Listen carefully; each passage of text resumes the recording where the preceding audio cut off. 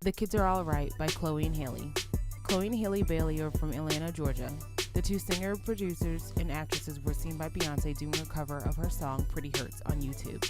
Beyonce signed them to Parkwood Entertainment in 2013.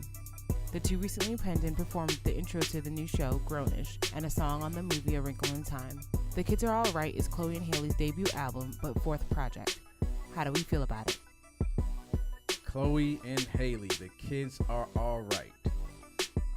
I honestly, when I turned it on, I was kind of in the middle about what I expected, just because I like Sugar Symphony a lot. The last project, I was like, I like some joints, I didn't like it, so I didn't know which direction this was going to go on.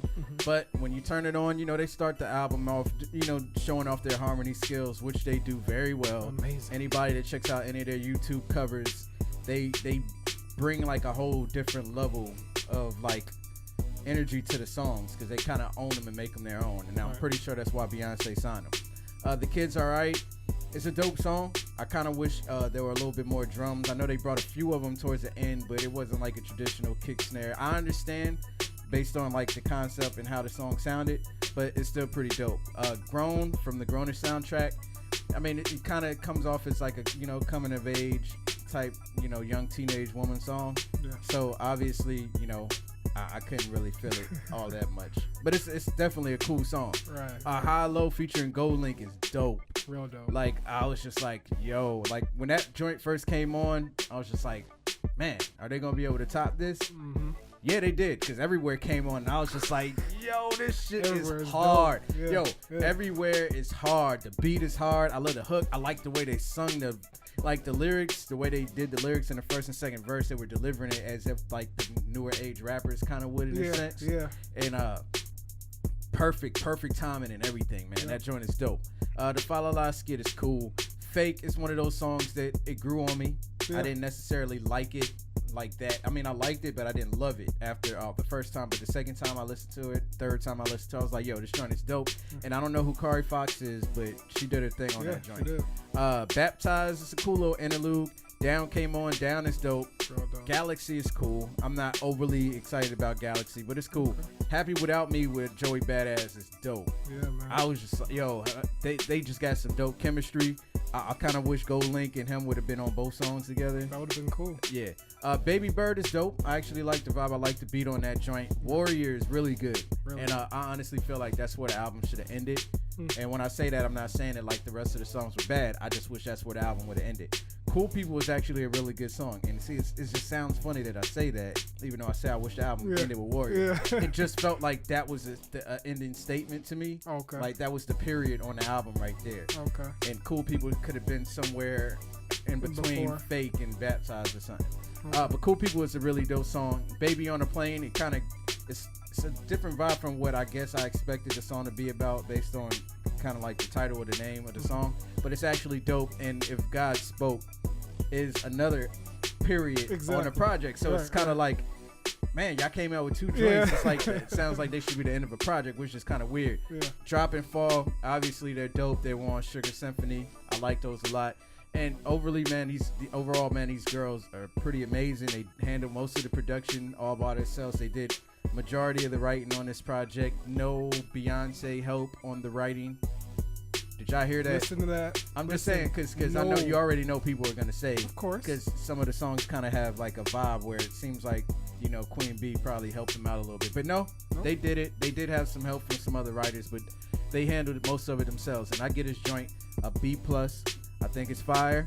Duh! I would have gave it higher because I didn't feel like Drop and Fall were needed. I feel like if you didn't hear them already, you're stupid. You should have went back and listened to their projects before.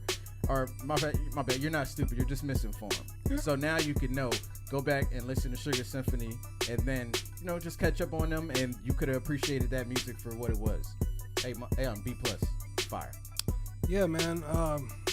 They are really talented young women, because just to have the backing of Beyonce, and to go out there and, like, in my opinion, whenever I see them sing, perform, or anything like that, I don't think about Beyonce, and I think that's the thing that most people like to do, is like, oh, those are the kids that got signed by Beyonce. No, I don't think about that. They're truly artists, and it's just like, I got a lot of time to catch up on old videos and the film that they put out for this album.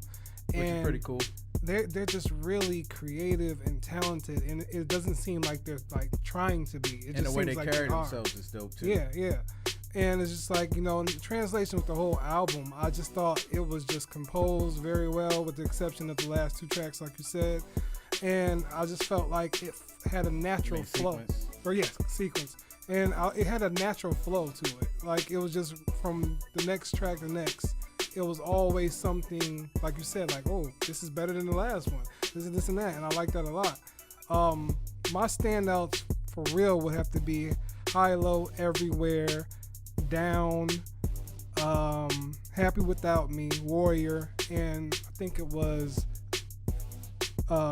Baby on a Plane. Because I just like how, like you said, it really didn't get that feeling from the title when you read it, but when you listen to it, it was something different. I like that a lot.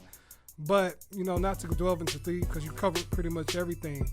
I just love the fact that when they harmonize, it's like they complement each other really well. It's not the fact that it's really like they sound one. Like, you would never think it was 2 people if you didn't know. Like, you can tell, but when they sing as one, it's just like, damn, is that one person? And it just complements their talent very well. But I thought it was an amazing debut project. I gave it an A-. I do agree with you. I should have felt the album should have stopped at 16. I know you said Warrior, but I thought 13 or 16. Yeah. Both of them are periods on the project. But overall, great project. I think a lot of people from any kind of generation would appreciate them as artists, because they really, or as young ladies, period, just everything they're doing. They capture the essence of music perfectly, in my opinion. So yeah, shouts out to them, man. You ever watch Grownish? Because it said they're on the show. Oh, they are on the show? I didn't know that. As twins. Oh, really? Yeah. I thought they just had the theme song. I haven't got a chance to watch Grownish yet. Yeah, I haven't got to check it out either, man. And yeah, they're definitely really dope. And I love the fact that they handle a lot of their production themselves. Like, you know what? Like, the way their voices go together, harmonizing, is kind of like how Lauryn Hill would do her main track and then do her background track, and how she would harmonize with her own background track. That's what they're doing flat out, but they're like, relatives, and I guess they kind of like, they synchronizing mentally with each other. And I think they have a bright future, because just like you said, by the way they carry themselves and everything like that, I don't see them stopping anytime soon. Nah, that's crazy. Not at all. And that's a lot, it's coming from relatively new artists, I would say. Like, you always wonder about how much lasting power they have in the industry, and I think they have a lot. Yeah, I mean, Beyonce signed them 5 years ago, so they've did nothing but ascend in those 5 years. Right. All right, man, that's been this week's episode of Report Card, man. Make sure you check back next week. I'm not 100% sure what we're doing, but we will figure it out. Probably Tony Braxton and some other stuff. Make sure you follow us on Twitter at TRC Podcast. You about to say something? No, go ahead. Oh, at TRC Podcast, at TRC Podcast Live on Twitter, at TRC Podcast on Instagram. Make sure you follow the YouTube channel, the Report Card Podcast. Man, hit the subscribe button. Subscribe to the joint. I think we hit 400. Did we hit 400 yet? I'm not sure. I haven't checked, but we're close. Yeah, man, we're probably going to start doing some giveaways to see if that can boost the joint. Yeah, man. Because it seems to work. And, make sure you subscribe to the podcast. iTunes, Google Music Play, iHeart Radio, TuneIn, Stitcher, Libsyn, all those spots, man. Yeah, iHeart Radio. I don't know if I said that. Keep it locked. Keep supporting. Keep the ideas coming, Keep the criticism coming, because we don't care. And mark my words, man, Tekashi 6ix9ine will be shot before the end of 2018. Oh, my gosh. Dame Diddy said that. I'm sorry. I am not saying that. Y'all watch his interview on the Breakfast Club and tell me he will not be shot by the end of 2018. Just watch what you say, man. Please, just watch what you say. I'm not wishing anything on him. No, not you. I'm talking about 6ix9ine. He seemed Don't let this fame get to you. He said he wants somebody to test his gangster. He just gave a pass to everybody on the streets trying to make a name for themselves on social media to go ahead, 6ix9ine, and slap the shit out of him. This is the problem. My son said he's only 5'1". So it's just like, they're like, so how you gonna defend yourself when somebody that's like 6 foot some change, 200? Because he go get behind the booth and talk his stuff. He ain't gonna do nothing face to face. And then talking about Jay Prince, hey, if you make it, if you go to Houston and do another show, you really on some real gangster shit. Hey, I can't even front. He go prove it one way or another, I guess he says. But all right. All right, man. Peace. Peace. Yeah, 6ix9ine is crazy.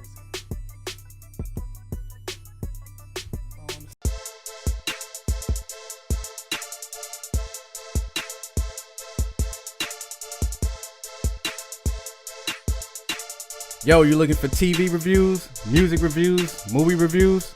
Then check out the only reviews that matter, man. Yeah, just hit that subscribe button. Make sure you hit the notifications and stay tuned.